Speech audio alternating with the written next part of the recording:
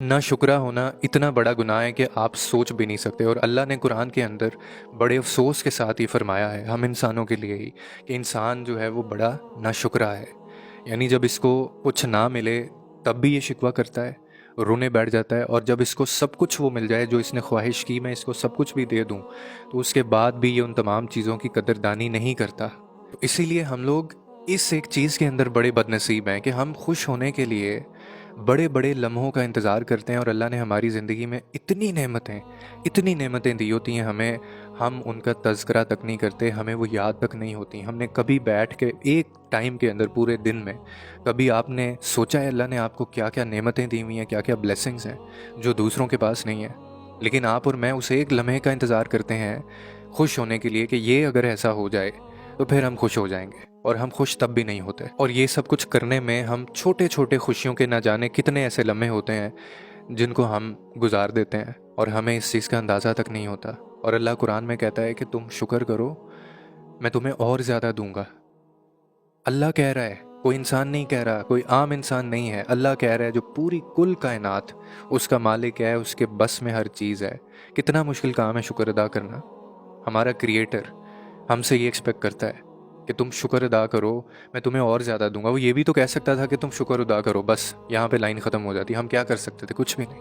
लेकिन उसने कहा मैं और दूंगा, तुम शुक्र अदा करो। इसके बावजूद हम लोग, इतना सब कुछ होने के बावजूद भी हम अल्लाह का शुक्र अदा नहीं करते।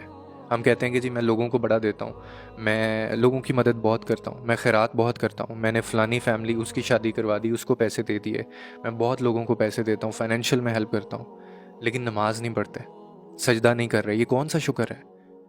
सबसे बेहतरीन जो शुक्र होता है वो सजदा शुक्र होता है, और सबसे अफजल भी। आप इस शुक्र का सजदा आप क्यों नहीं करते जब अल्लाह कह रहा है, और आपका फ़र्ज़ भी है, आपके ऊपर फ़र्ज़ है?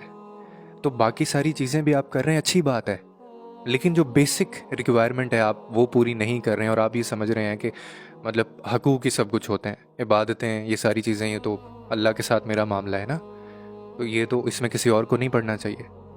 तो आप सजदा क्यों नहीं करते? आप वही शुक्र सजदे में जाके क्यों नहीं करते? ये गुमान हमें होता है कि हम दूसरों की मदद कर रहे हैं, हम लोगों को पैसे देते हैं, हम माली मदद करते हैं, फैमिली सपोर्ट करते हैं, तो इसमें आपका क्या रोल है?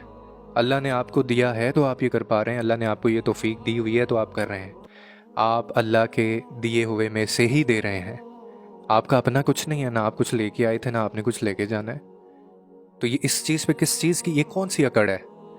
असल में जो आपने सजदा करना है, शुक्र करना है, वो सजदे में करना है आपने, उसके पास जाके, और उसकी आपको तौफीक नहीं मिल रही अभी। क्या आपको वो नेमतें नज़र नहीं आती जो अल्लाह ने आपको बिना मांगे दी हुई हैं और आपकी औकात से ज़्यादा दी हुई हैं?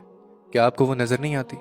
और मैं आपको एक बात बताऊँ, ये जो नेमतें होती हैं ना, इनको पाना बड़ा आसान होता है, लेकिन इनको संभाल कर रखना और इनका शुक्र करना बड़ा मुश्किल काम होता है। और शायद ये करने में हम लोग बहुत पीछे हैं। इसीलिए शुक्र की आदत डालें, क्योंकि इसके अलावा कुछ और काम नहीं आना है। कि माल दौलत, बैंक बैलेंस, गाड़ियाँ, बंगले इधर ही रह जाने हैं, और ये अल्लाह ने आपको एक वक्त गुजारने के लिए चीज़ें दी हैं, आपने कहीं और दे देनी है, और उसके बाद आपका और अल्लाह का मामला है। फिर आप ये नहीं कह सकते कि ये मेरा और अल्लाह का मामला था। फिर आपसे पूछा जाएगा, एक एक नेमत का पूछा जाएगा कि तुम इस काबिल थे, तुम इबादत कर सकते थे, तुम सजदा कर सकते थे, तुम शुक्र कर सकते थे, लेकिन तुमने नहीं किया।